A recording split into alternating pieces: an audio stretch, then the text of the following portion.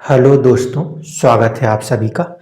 आज इस कुंडली के माध्यम से ये समझाने की कोशिश करूंगा कि कैसे दशा बदलती है और फिर दिशाएं भी बदलने लगती हैं। हमारा जो मेन फोकस है वो रहेगा हमारे D10 प्रोफेशन के चार्ट के ऊपर, और जो लगन कुंडली और साथ साथ किस्मत की कुंडली है, उसमें से हम थोड़ी सी मदद लेते रहेंगे। क्योंकि स्पेसिफिक जो इवेंट को कराने के लिए यहाँ पे ग्राउंड बन रहा है वो हो रहा है कोई एक जॉब चेंज।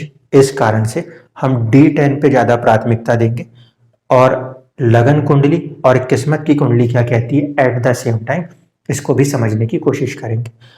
लगन कुंडली जो भी बताएगी वो आपकी जिंदगी के 12 हिस्सों में हर जगह की चीज़ों को बता सकती है। जब किसी स्पेसिफिक चीज़ को देखना होगा तो दशा भी उस स्पेसिफिक कुंडली के अंदर ही जाके लगाई जाएगी, ये ध्यान रखिएगा। अब इस कुंडली में अगर हम बात करें तो पहले जो है इनकी दशा चल रही थी तकरीबन तकरीबन कह सकते हैं 1 साल या उससे भी अभी कम हुआ होगा। ये गुरु की दशा में आए हैं। इसके पहले इनकी जो दशा थी वो राहु की दशा थी, और राहु की दशा में हमने देखा कि एक बहुत ही अच्छा सक्सेस हासिल हुआ। और अभी थोड़ा सा कुछ चैलेंजेस आ रहे हैं जो कि कुछ समय के बाद ओवरकम हो जाएंगे। ठीक है, तो इसको देखते हैं कि पहले लगन कुंडली क्या कह रही थी और फिर हम चलेंगे आपके दशमांश वाले में। लगन कुंडली को अगर ध्यान से देखें और हम राहु की दशा की बात करें तो राहु जो है इस कुंडली में वो कनेक्ट कहाँ पर होता है, 12th हाउस में कनेक्ट होता है। ठीक है, दूसरी चीज इनका जो लगन आता है वो आता है हस्त नक्षत्र। हस्त नक्षत्र के स्वामी होते हैं चंद्रदेव, वो भी कहाँ मौजूद है, वो मौजूद है 12वें घर में। तो कहीं ना कहीं मेरे को ये कहना चाहिए था कि इंसान को विदेश चले जाना चाहिए, अन्यथा मानसिक कष्ट रहेगा। या फिर किसी ना किसी तरीके से जो ये चंद्रमा है जो कि इनका 11th गेन हाउस का लॉर्ड है, वो भी कहाँ कनेक्ट है, 12th हाउस से। हॉस्पिटल से जुड़े हुए कामों में खर्चा कर दें, या विदेश से खर्चे हों, या विदेश से आमदनी हो, जो भी हो, क्योंकि लग्नेश जो हो रहा है वो चंद्रमा, सबकॉन्शियस माइंड जो हो रहा है वो चंद्रमा इंसान किस नेचर का होगा, इमोशनल। अपने अर्निंग्स को लेकर तो वो और भी ज़्यादा इमोशनल हो जाएंगे, क्योंकि यहाँ पे राशि भी कौन सी आई, चंद्रमा की। अब ये 12वें बैठा है, तो जो जातक हैं वो फॉरेन से जुड़ा हुआ कुछ ना कुछ काम करते हैं, टूरिज्म के साथ जुड़े हुए हैं। इस समय जो गोचर चल रहा है, इस समय के गोचर में शनि और केतु का जॉइंट एस्पेक्ट इस भाव के ऊपर चल रहा है, इसलिए यहाँ पर कुछ ना कुछ चेंज आने की बात नजर आती है। शनि और केतु अगर आज के गोचर में देखेंगे आप तो इन दोनों का साझा एस्पेक्ट है अप्रैल तक 11th हाउस पे। तो कहीं ना कहीं वहां पे कुछ चीज़ों से सेपरेट करना चाहता है वो कि यहाँ से आप हटो। ठीक है, अब देखो जो पुरानी दशा चल रही थी, यानी कि जो राहु की महादशा चल रही थी, राहु की महादशा के समय भी चंद्रमा और राहु एक ही भाव में बैठे थे, और उस समय जो कर्म था उसमें कोई प्रॉब्लम नहीं आ रही थी। क्यों? क्योंकि किस्मत की कुंडली में अगर आप देखोगे तो चंद्रमा जो है वो चौथे भाव में नजर आता है, नवमांश की कुंडली में अगर हम देख रहे हैं तो, और राहु जो है वो 10वें भाव में नजर आता है। तो बहुत अच्छा स्टेटस दिया इस राहु ने, कहीं ना कहीं एक हाई स्टेटस कह सकते हो आपकी। इवन यहाँ पे हम जैसे राहु को देखते हैं ना कि पॉलिटिकल कनेक्शन से दे सकता है, तो यहाँ पे एक अच्छा स्टेटस इस राहु ने दिया। और चंद्रमा अगर हम देख रहे हैं जो कि लगन कुंडली में जो बैठा है वो 12वें भाव में बैठा है, लेकिन चंद्रमा कहीं ना कहीं जो आपका नवमांश कुंडली है उसमें चौथे भाव में बैठा है, और चौथे भाव के अंदर शुक्र और चंद्रमा दोनों ही दिशा बली होते हैं, इसलिए ये कॉम्बिनेशन लाइफ के अंदर आपको कोई ना कोई प्रॉपर्टी दिलाता हुआ नजर आता है। साथ ही साथ यहाँ पे किस्मत में केतु बैठा है कि एक समय तक आप जो प्रॉपर्टी कहीं बना भी लोगे तो वो केतु एक वक्त पे आने के बाद वहां से किस्मत छुड़वाने की भी बात करेगी, ये केतु यहाँ दिखाता है। और राहु जो है वो प्रोफेशन में आपको मदद करता रहा जब तक उसकी पूरी दशा चली। इस समय ये जो किस्मत का केतु हमें यहाँ पे प्रॉपर्टी छोड़ने की बात करता था, वो कहीं ना कहीं इस समय अर्निंग्स को चेंज करके शायद उस चीज को आगे बढ़ाना चाहता है। इसलिए ये सिचुएशन हमें कहीं ना कहीं आपके प्रोफेशन के चेंज में D1 में नजर आती है। अब अपने को चलना है कहाँ, गुरु की दशा के लिए। गुरु भी इस कुंडली में कहाँ बैठा, वो भी बैठा है आपका 12th हाउस में ही, और चंद्रमा के अभी भी साथ ही बैठा है। यहाँ पे चंद्रमा जो होता है किस्मत की कुंडली में वो आ जाता है आपके कहीं ना कहीं चौथे भाव में, लेकिन गुरु जो है वो तब भी कहाँ पे बैठा रहता है, मंगल के साथ कहीं ना कहीं 12th हाउस में। मंगल और गुरु जो है आपकी कुंडली में वो क्या हो गए, वर्गोत्तम, यानी कि वो जो चाहेंगे वो करा के मानेंगे।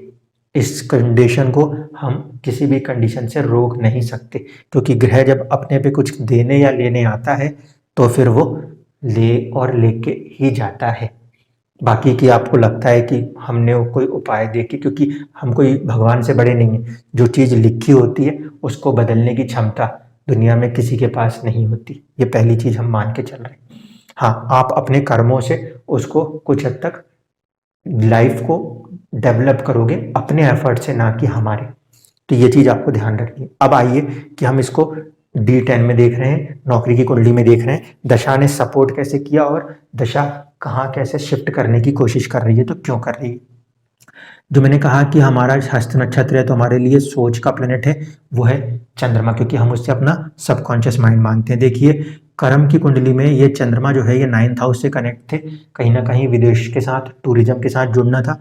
चंद्रमा यहाँ पे उच्च का था, तो सबकॉन्शियस माइंड जो है वो काफी अच्छे से जागृत था। यहाँ पे चंद्रमा उच्च और उसके बाद राशि परिवर्तन भी, और शुक्र के साथ राशि परिवर्तन। शुक्र जो है वो विलासिता का ग्रह है, इसीलिए बिल्कुल सही आपने जो लाइन पकड़ा वो फूड इंडस्ट्री, होटल इंडस्ट्री, ये लाइन बिल्कुल सही थी। विदेशी जितने भी आते थे उनके साथ कनेक्शन ये चंद्रमा करा रहा था, सबकॉन्शियस माइंड करा रहा था। हमने कभी नहीं सोचा था कि हमें कोई लैंग्वेज आती है कि नहीं आती, लेकिन वो चंद्रमा इतना उच्च का था कि हर चीज में हम हर काम कर रहे थे। जिस समय राहु की महादशा चल रही थी तो ये राहु इस चंद्रमा से बिल्कुल आमने सामने था। मैंने आपको एक कंसेप्ट सीधे सीधे समझाया था कि जो भी दशा चल रही हो वहां से हम 1 लेते हुए काउंट करना शुरू कर दें। अगर राहु की दशा को देख रहे थे तो 1 नंबर यहां लिखते तो चंद्रमा उससे क्या था, सप्तम में था। इसका मतलब ये आमने सामने के पिलर्स थे, एक दूसरे के लिए सपोर्टिव पिलर्स की तरह काम कर रहे थे। और राहु कैसा ग्रह है, राहु करेज का ग्रह है, ठीक है। तो कहीं ना कहीं राहु ने वहां पे करेज भी दिया। इस समय हमारा जो प्राइम इंपॉर्टेंट है, वो प्राइम इंपॉर्टेंट हाउस कौन सा है, वो प्राइम इंपॉर्टेंट हाउस तो ये है ना, 10th हाउस। तो इसको मैं लिखता हूं अब 1 नंबर, इसको मैं लिखता हूं 2 नंबर, इसको मैं लिखता हूं 3 नंबर, इसको मैं लिखता हूं 4 नंबर, ये है 5, ये है 6, ये है 7, ये है 8, 9, ये 10, ये 11 और ये 12, ठीक है। क्योंकि हम किसके बारे में बात कर रहे हैं, हमारे को स्पेसिफिकली 10th हाउस के बारे में बात करनी है ना, तो हम यहाँ पे 10th हाउस चल रहे हैं, दशा हम यहाँ से ही निकालेंगे। अब जो मैंने ब्लू कलर से लिखा है यहाँ से समझना शुरू करिए। जो मैंने जस्ट पिछली वीडियो दी थी वो इसी को समझाने के लिए ही दी थी। यहाँ से अगर आप गिनते हैं तो राहु कहाँ पे आता है, छठे भाव में आता है। और माना जाता है कि कोई भी क्रूर ग्रह, राहु हो, शनि हो या मंगल हो, जब वो छठे भाव में आएंगे तो बहुत ज्यादा पराक्रम देंगे। तो कहीं ना कहीं इस हाउस के रिजल्ट्स के लिए यहाँ बैठा हुआ राहु पॉजिटिव था, वो करेज देता था, पराक्रम देता था, जो होगा देखा जाएगा, सब कुछ कर लेंगे। साथ ही साथ ये राहु इस चंद्रमा को सामने से ही देख रहा है, उसको भी एक बल प्रदान कर रहा था।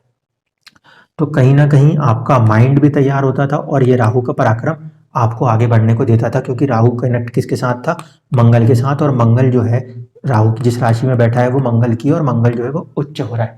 तो यहाँ पे इसने पूरा करेज दिया। जैसे ही राहु की दशा खत्म हुई और गुरु की दशा आई, तो अब क्या हो गया है कि गुरु की दशा में गुरु है नीच का।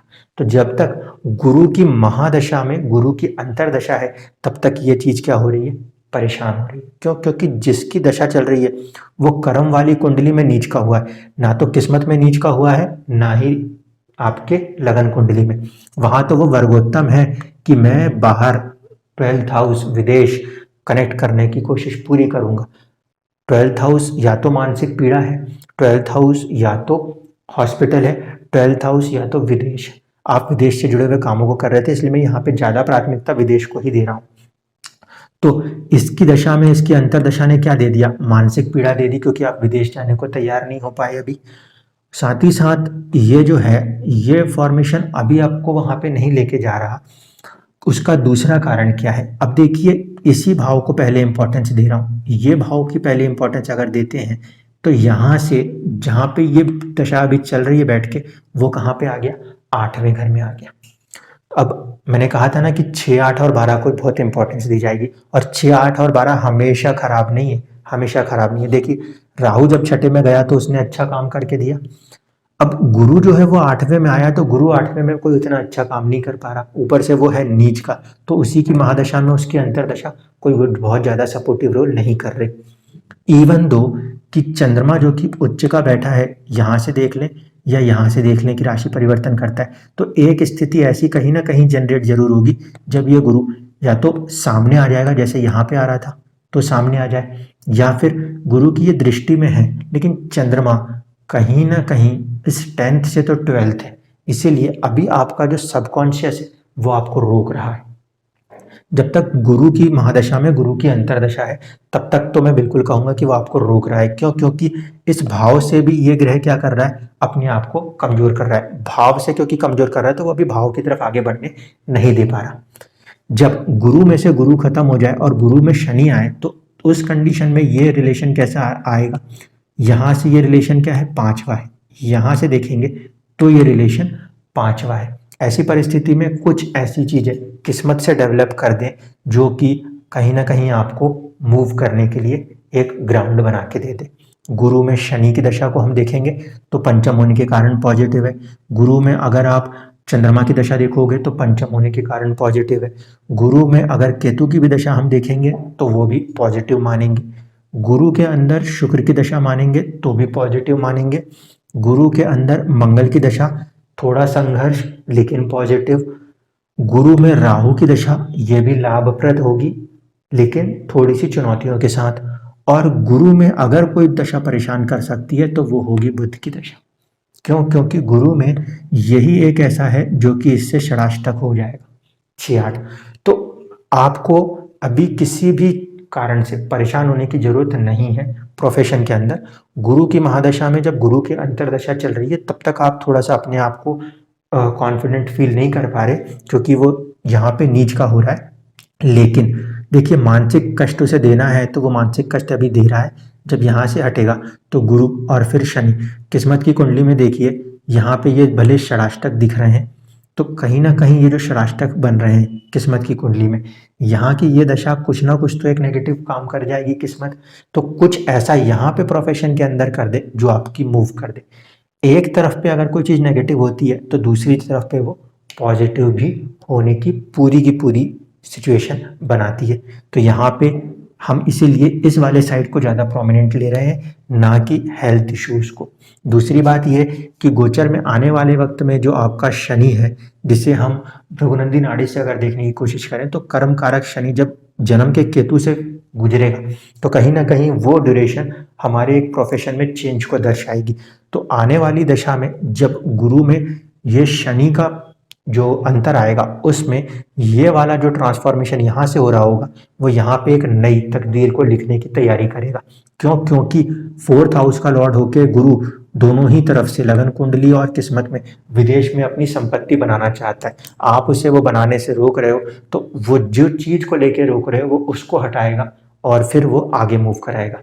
इसलिए मुझे लगता है कि पॉजिटिवली अभी आप नहीं बना पा रहे हो माइंड, कोई बात नहीं, जैसे ही ये शनि आएगा आपको उसके लिए तैयार हो जाना चाहिए और बाहर के रास्तों पे आपको निकलने के लिए बिल्कुल कोशिशें जारी कर देनी चाहिए।